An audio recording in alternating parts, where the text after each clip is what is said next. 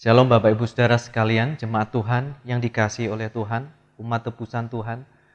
Pada Kamis Putih pada malam hari ini kita mau mengingat peristiwa yang penting di mana Yesus berdoa, bergumul di dalam Taman Getsemani.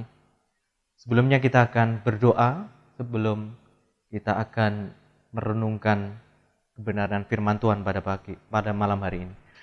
Bapa di dalam surga, kami mengucap syukur untuk pengorbanan-Mu pada setiap kami. Terima kasih Tuhan untuk darah-Mu yang Kau curahkan bagi setiap kami, yang menyelamatkan kami, sehingga kami boleh menerima jaminan yang mulia dari pengorbanan Tuhan, keselamatan yang kekal, oleh karena anugerah Tuhan saja. Jika sebentar kami akan merenungkan firman-Mu pada malam hari ini, kiranya Roh Kudus beracara atas setiap kami, menjamah hati kami, membuka pikiran kami, memperbaiki pola hidup kami, supaya hidup kami semakin berkenan di hadapan Tuhan, sesuai dengan kehendak Tuhan. Terima kasih Tuhan, hanya di dalam nama Tuhan Yesus Kristus. Haleluya, amin. Renungan pada malam hari ini saya beri judul penderitaan Yesus di Getsemani. Dalam Lukas 22 ayat yang ke-39 sampai yang ke-46 dikatakan, lalu pergilah Yesus keluar kota dan sebagaimana biasa ia menuju Bukit Zaitun. Murid-muridnya juga mengikuti dia. Setelah tiba di tempat itu, ia berkata kepada mereka, berdoalah supaya kamu jangan jatuh ke dalam pencobaan. Kemudian ia menjauhkan diri dari mereka, kira-kira sepelempar batu jaraknya. Lalu ia berlutut dan berdoa, katanya, ya Bapakku, jikalau engkau mau, ambillah cawan ini daripadaku. Tetapi bukanlah kehendakku, melainkan kehendak-Mu lah yang terjadi. Ayat yang ke-43. Maka seorang malaikat dari langit menampakkan diri kepadanya untuk memberi kekuatan kepadanya. Ia sangat ketakutan dan makin bersungguh-sungguh berdoa. Peluhnya menjadi seperti titik-titik darah yang bertetesan ke tanah. Lalu ia bangkit dari doanya dan kembali kepada murid-muridnya, tetapi ia mendapati mereka sedang tidur karena duka cita. Katanya kepada mereka, mengapa kamu tidur? Bangunlah dan berdoalah, supaya kamu jangan jatuh ke dalam pencobaan. Bapak Ibu Saudara sekalian yang dikasihi Tuhan, sebuah peristiwa penentu dari peristiwa penyaliban adalah peristiwa yang terjadi di sebuah taman. Ini menjadi penentu dari peristiwa penyaliban Yesus Kristus, Tuhan kita, Juru Selamat kita. Jika ketidaktaatan Adam di Taman Eden menyebabkan keberdosaan manusia, ketaatan Yesus di Taman Getsemani menyebabkan penebusan manusia. Sehingga peristiwa Yesus di Taman Getsemani sebelum penyaliban patut untuk kita renungkan. Dikatakan di ayat yang ke-38 bahwa Yesus biasa menuju Bukit Zaitun. Taman Getsemani ini berada di Bukit Zaitun. Sehingga Bukit Zaitun ini menunjuk kepada Taman Getsemani. Artinya Yesus berdoa di Taman Getsemani bukanlah pertama kali atau saat sebelum disalibkan saja, melainkan Yesus sudah biasa berdoa di Taman Getsemani.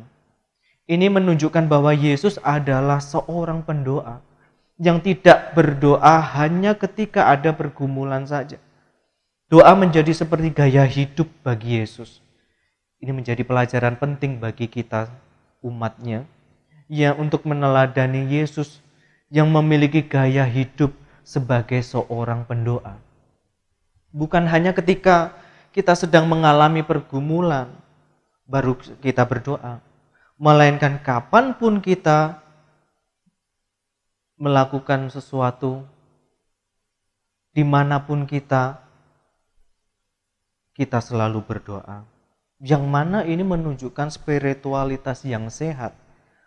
Artinya kita senantiasa mohon pimpinan Tuhan. Kita senantiasa mengandalkan Tuhan. Dan kita senantiasa mencari kehendak Tuhan. Biarlah berdoa menjadi gaya hidup kita, meneladani Yesus. Bapak Ibu Saudara sekalian, Yesus tahu jika sudah tiba waktunya, ia menyelesaikan misinya di dunia dengan menjadi korban penebusan di atas kayu salib. Di mana ini akan menjadi guncangan iman bagi para muridnya.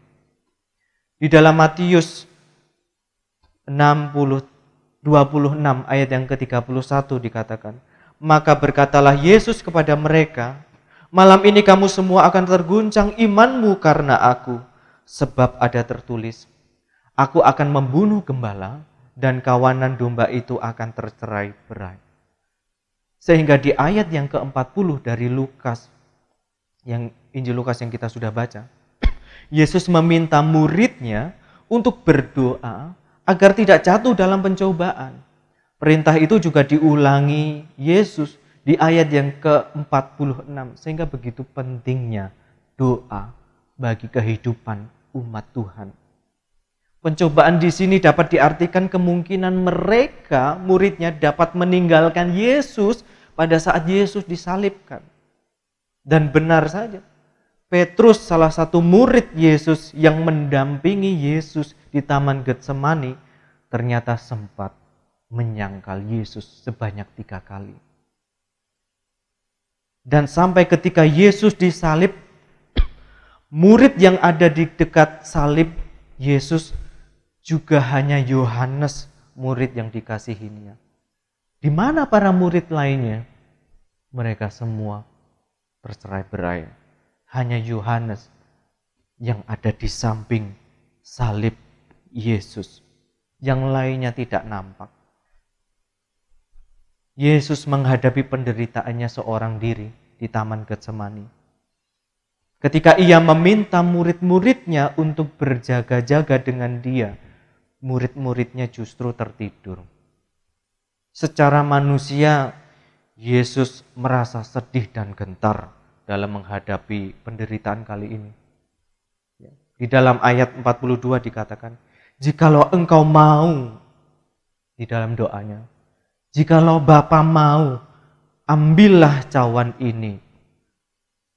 Ada perasaan takut yang amat sangat pada diri Yesus yang menyebabkan peluhnya menjadi seperti titik-titik darah yang bertetesan pada tanah.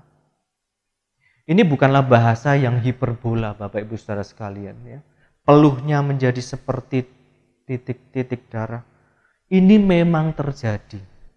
Dalam dunia medis ada istilah hematohidrosis atau hematidrosis, ya, yaitu sebuah kondisi medis yang membuat seseorang bisa mengeluarkan keringat darah.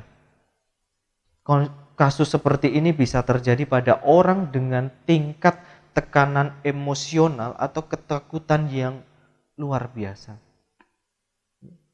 Ada penafsiran yang tidak bertanggung jawab tentang kesedihan dan perasaan takut Yesus ketika di Taman Getsemani kali ini.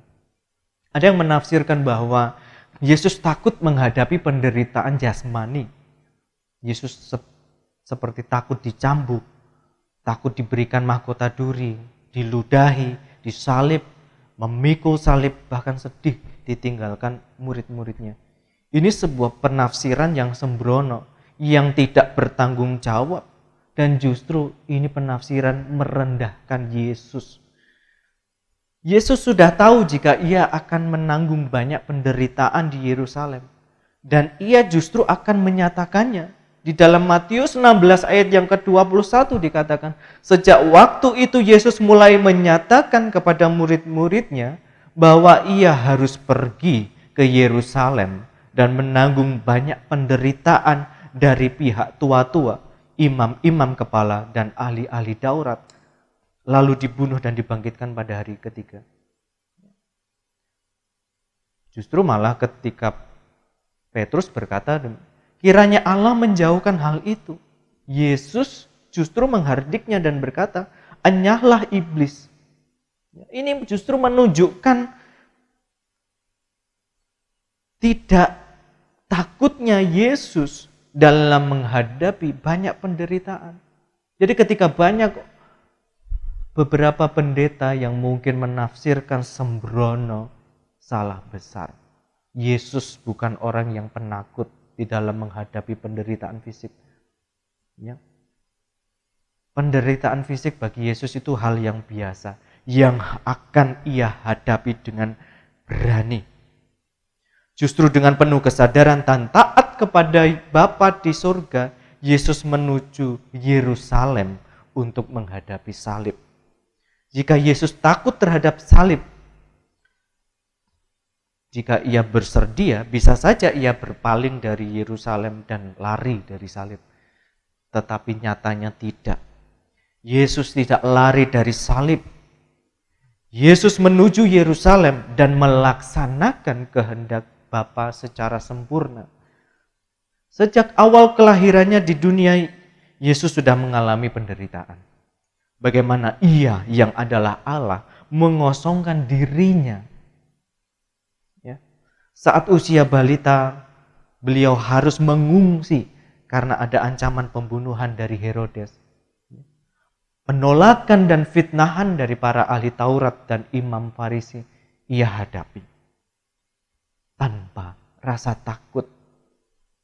Sehingga dalam peristiwa Taman Getsemani ini, Yesus bukan takut menghadapi penderitaan fisik. Bukan.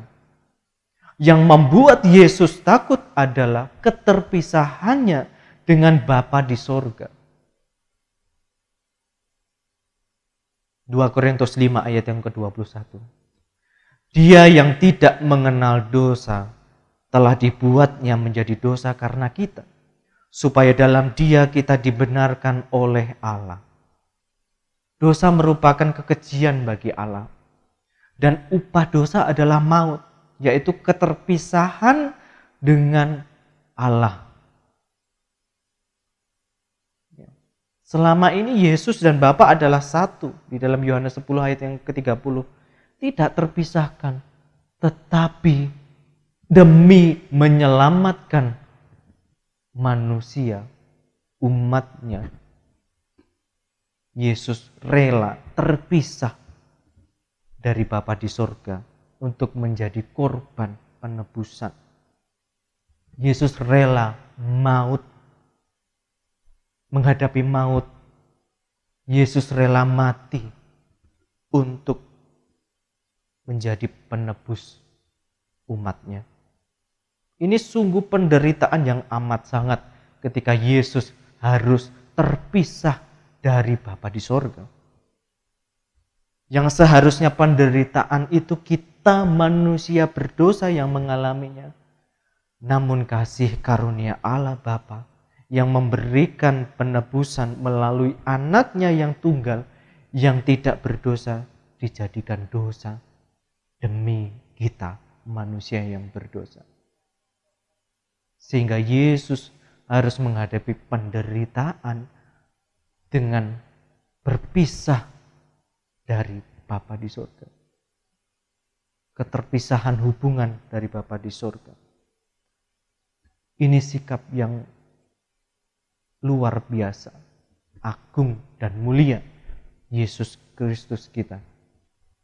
Mungkin sebagai umat Tuhan, kita berdosa, melakukan dosa, hidup dalam dosa, jauh dari Tuhan, kita biasa-biasa saja, tidak merasa takut, tidak merasa sedih. Tetapi di sini kita belajar dari penderitaan Yesus yang takut dan menderita karena keterpisahan dengan Bapa di surga oleh karena dosa-dosa kita. Bapak Ibu Saudara sekalian, saya ingin menunjukkan salah satu ilustrasi yang menunjukkan bahwa kasih Tuhan sungguh mulia. Pengorbanannya bagi kita, orang-orang berdosa.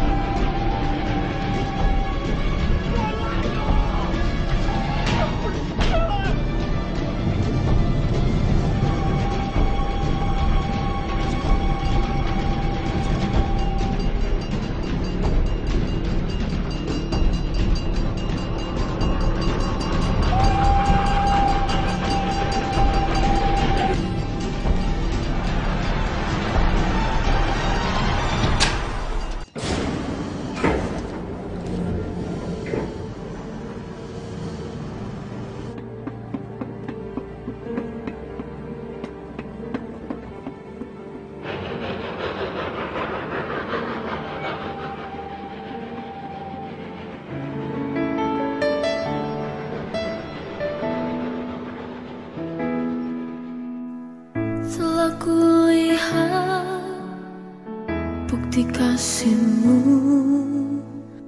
Kau menderita gantikanku.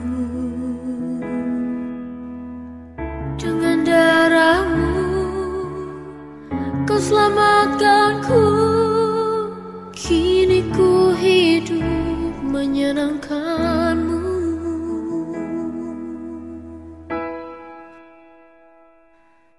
Terlalu besar kasih-Mu Bapa, pengorbanan yang Kau berikan bagiku.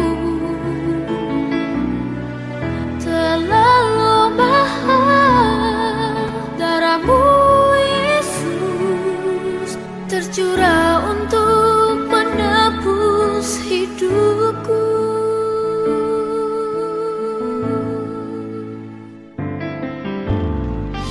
Telah kulihat bukti kasih-Mu, Kau menderita gantikanku.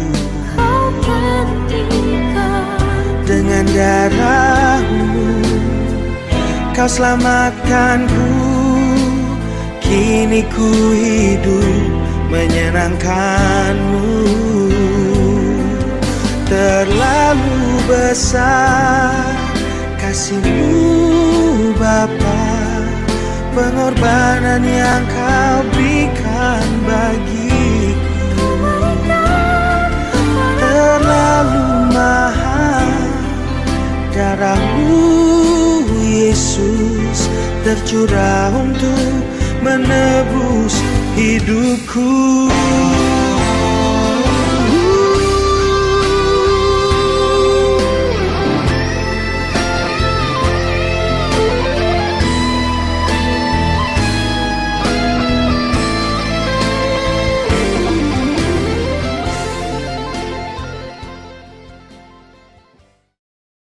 Bapak Ibu Saudara sekalian,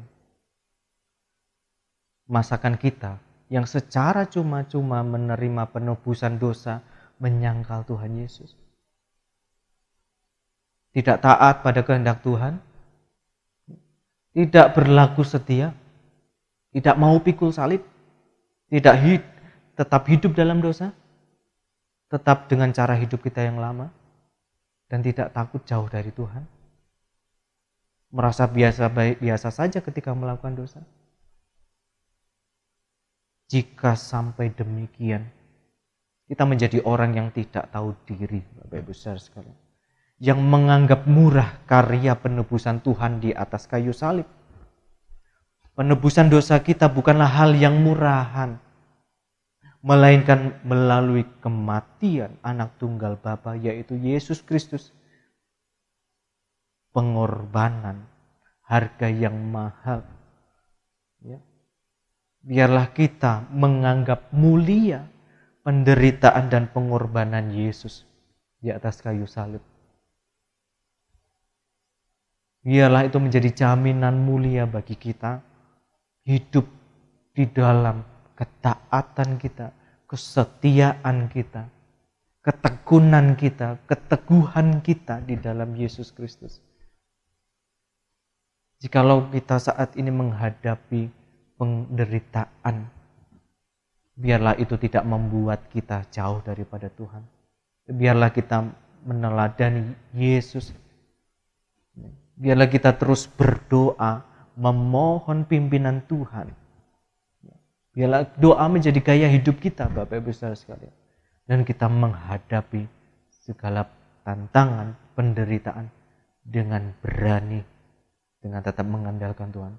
Karena kita melihat teladan yang mulia dari Yesus Kristus, Tuhan dan Juru Selamat kita yang agung, yang mau menderita bagi kita orang yang berdosa. Bapak Ibu Saudara sekalian, kita mau meresponi renungan singkat pada malam hari ini dengan satu pujian. Sungguh indah.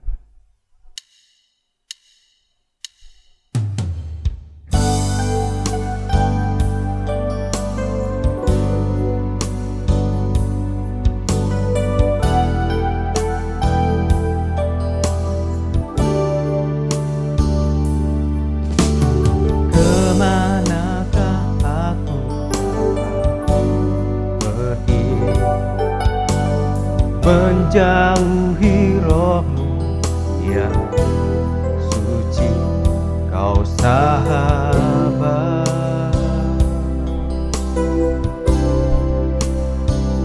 dan kau dekat.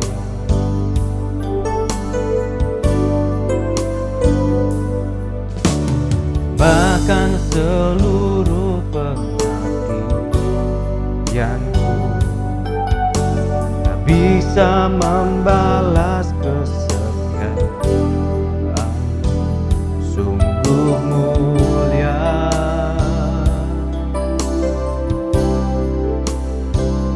dan berharga, sungguh besar pengorbananmu bagiku, terlalu dalam untuk dimengerti, sungguh besar,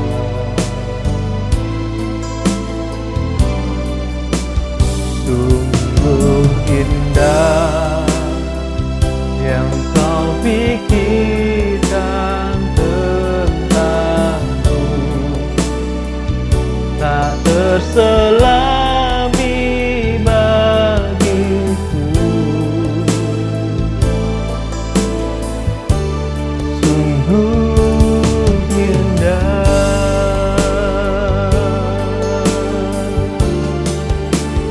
sungguh besar pengorbananmu bagiku, terlalu dalam untuk dimengerti, sungguh besar, oh, sungguh indah yang kau pikirkan tentangku, tak terselami bagiku, sungguh indah,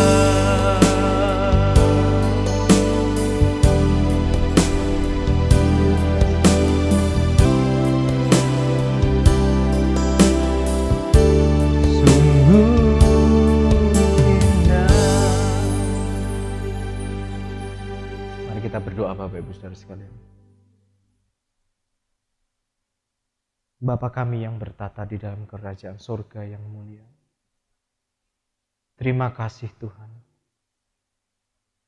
untuk kasih-Mu, untuk anugerah-Mu Bapa.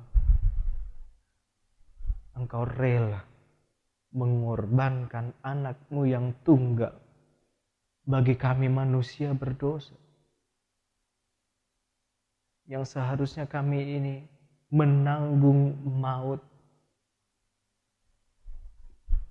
tapi karena kasih-Mu, karena Engkau begitu mengasihi kami, Engkau rela menyerahkan Yesus Kristus, Putra Tunggal Bapa, menjadi korban penebusan bagi kami manusia-manusia berdosa. Terima kasih Yesus, Engkau rela menderita untuk memberikan jaminan mulia bagi kami. Tidak ada satupun yang dapat kami banggakan selain kesetiaan kami, Tuhan.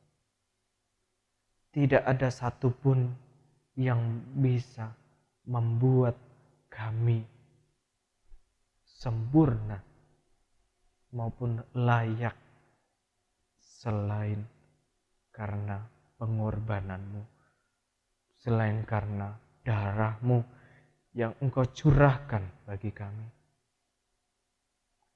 Biarlah di momen Paskah ini mengingatkan kami untuk kami berlaku setia berani taat, berkomitmen untuk hidup baru, meninggalkan cara hidup kami yang lama, dan menjadi orang-orang yang sesuai dengan kehendak Bapa. Terima kasih Tuhan, terima kasih. Terima kasih. Terima kasih untuk salib-Mu. Terima kasih untuk pengorbanan-Mu. Di dalam nama Tuhan Yesus Kristus, kami berdoa dan mengucap syukur. Haleluya. Amin.